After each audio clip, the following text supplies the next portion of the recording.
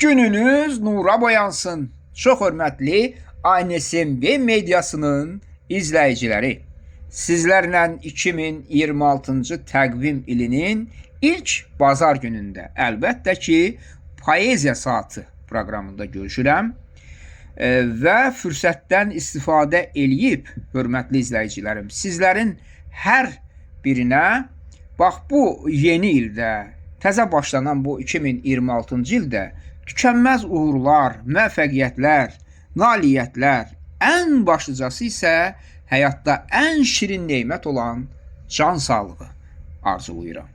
Həyat demişkən, gərək həyatı yaşayasan ki, arzulara çatasan. Bu mənada həyat özü bir şeiriyyətdir, poeziyadır. Və həyatın hər günü insanların mənəviyyatına təsir eləyir. Onlara mövzular verir. Ancaq müəyyən istedadlı insanlar var ki, onlar həmin mövzuları bədii əsərlərə çevirib, bax, sizlərin xidmətinə təqdim edir. Mən Ulu Tanrıdan çox razıyam ki, o mənim özümə də az da olsa, necə deyərlər, bədii yaradıcılıq istedadı verib, bax elə bu gün də həmin istedadımın bəhrəsi olan şeir nümunələrini sizlərə təqdim edəcəm. Ancaq hörmətli ANSMB mediasının izləyiciləri, bax bu dəfə Poeziya Saatı proqramında sizlərə təqdim edəcəyim şeirlər heç də əvvəlki buraxılışlardakı kimi tənqidi mövzularda deyil.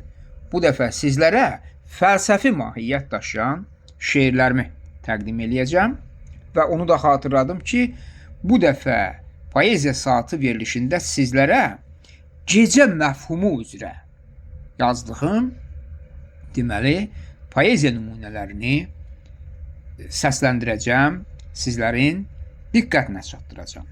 Xatırladım ki, hörmətli izləyicilərim, gecə mövzusu həm şərq ədəbiyyatında, həm də Qərbi Avropa ədəbiyyatında ən aktual mövzulardan biri olub. Beləliklə, ilk şeirimi təqdim edirəm, Gecə düşüncələri.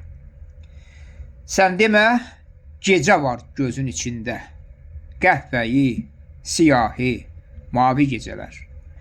Canlı kainatsan özün içində, ağır dərdlərinə ürək gücələr. Var gözün içində su ehtiyatı, ömür tükənəndə tükənəcəkdir. Yaradır hövzəsin bəxtin saatı, donmaqdan qorxacaq, çəkinəcəkdir. Rəngi gecələrin hopub saça da, onun həm bəyazı, qarası vardır. Çəkib öz fırçasın, qara qoça da, onun qurbanlıq tək mirası vardır. Qara yaylığını atıb torpağa, sirlərin üstünü örtməkdən ötürü. Salır çalarını hətta yarpağa, gəlir ağacdan da gecənin ətri. Rəng sızıb gecədən qara kömürə, ulduzdan od düşə, yana nə olar? Üfürə, közərti gələ ömürə, ölüm əbədilik dona, nə olar? Əlbəttə, hörmətli izləyicilərim, ölümü əbədi olaraq yox etmək bütün insanların, əslində bütün canlıların, əgər belə demək mümkünsə, ən ümdə arzusudur. Ancaq neyniyək ki, həyat daimi deyil. Ona bəzən vəfasız da deyirlər. Əlbəttə, bütün bunlar həyatın reallığıdır. Beləliklə, sizlərə növbəti şeirimi təqdim edirəm. Şeirin adı belədir. İkimiz. Qoy bu gecə nağıl olaq ikimiz. Qara divdən bir yer alaq ikimiz. Qaçıb ondan gəl xəlvətə çəkilək. Qara bağda cüt-gül olub əkilək. Canımızın atəşi ilə sulanaq. Eşqin qara palçığına bulanaq. Bağban olub özümüzü becərək. Bu baharda yaşıllaşaq, cicərək. Gülümüzü gül oğrusu dərməsin. dərib onu alverçiyə verməsin. Qoxumuzu ov tulası duymasın. Burnumuzsa heç ətrindən doymasın. Kanımız əyri əli qanatsın, sahibinə ağrısını sınatsın. Bax beləcə tək aləmdə cüt olaq. Eybi yoxdur, kasıb olaq, lüt olaq. Əlbəttə, hörmətli izləyicilər, mənəviyyat, ülvi duyğular, bəşəri duyğular hesab olunur və tarixin bütün mərhələlərində insanlar, söhbət əsl insanlardan gedir. Əlbəttə, humanist ideyalara üstünlük veriblər, mənəviyyata üstünlük veriblər. Bax, təqdim etdiyim bu şeirdə də müəyyən qədər, yəni həmin mətləblərin, necə deyərlər, mahiyyətinə nüfuz eləməyə çalışdım. Əlbəttə ki, poetik fəndlərlə, poeziyanın qüdrəti ilə. İndi ona mən nə qədər nail oldum, yaxud nail ola bilmədim, bunu sizlər yazacağınız şərhlərdə bildirəcəksiniz. Beləliklə, növbəti şeiri təqdim eləyirəm. Müəllif olduğum bu şeirin adı belədir: Növbətçinin yuxusu. Növbəsi gecəyə düşən bir nəfər, uçaraq göylərə eylədi səfər. Baxdı təyyarədən vətənə sarı. Göründü vətənin qaranlıqları. İşıqlı paytaxtdan uzaqlaşanda dəyişdi mənzərə inan bir anda. Kəndini qaranlıq gizlətdi onun. Nə gördü əvvəlin, nə də ki sonun. Elə bu an zəngi gəldi telefonun. Ata, nənəm ölüb kənddə tək tənha. Tez ol, geri qayıt, tez ol, gedək də. Başqa ölkədə idi hava limanı. Puç oldu nəvənin zənni gümanı. Oğulsa ölmək üçün növbəyə durdu. Göydən Əzrailə telegram vurdu. Daha istəmirəm, gəl al canımı. Dəf et bir dəfəlik həyəcanımı. Ana ruh cildində gözə göründü. Bütün səma al şəfəqə büründü. Dedi, ey Əzrail, oğluma dəymə, onun canını alıb qəddimi əymə. Heç də ölməmişəm, sağ basağam mən. Ruhu mənim olan cismi dağam mən. Beləcə əbədi heykələ döndüm. Anayam, gözlərə dağ tək göründüm. Üstündən keçərkən təyyarə dağın, oğul hiss elədi canlı dayağın. Ürəklə, inamla güvəndi ona. Beləcə səfərin yetirdi sona.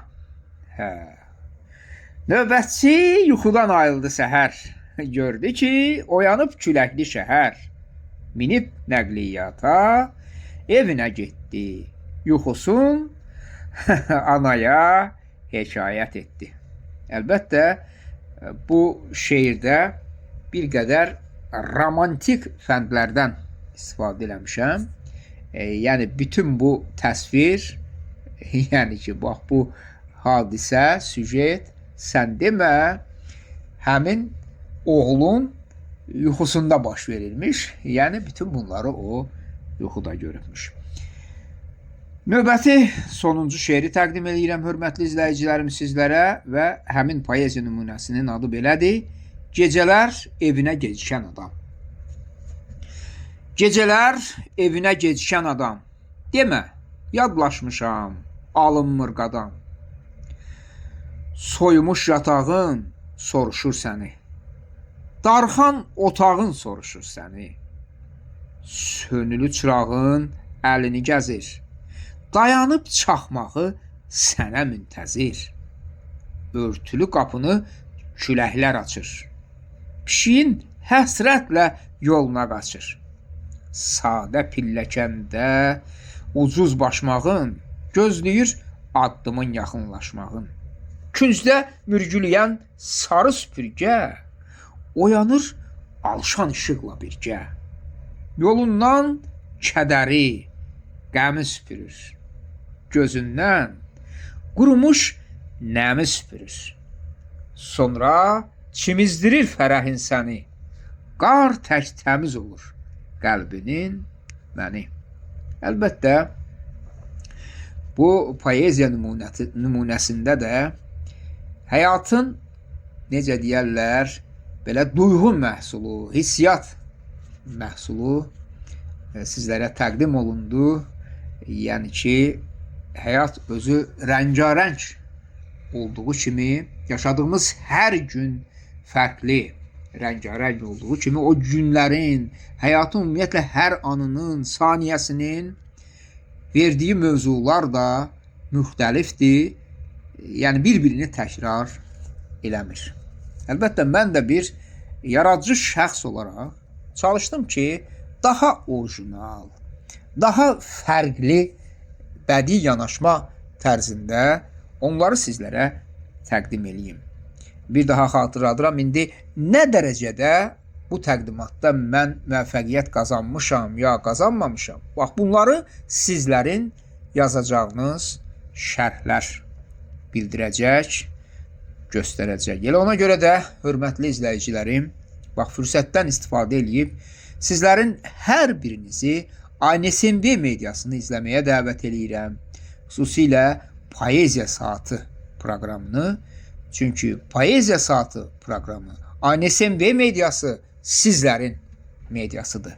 Bax, bu mediada siz arzuladığınız mövzularda müxtəlif səpkili, rəngarəng verilişlər, proqramlar tapa bilərsiniz. Hələliksə bu dəfəlik bu qədər. İnşallah həyat davam eləyir. Əlbəttə, yenə də görüşəcəyik. Hələliksə sağ olun, salamat qalın.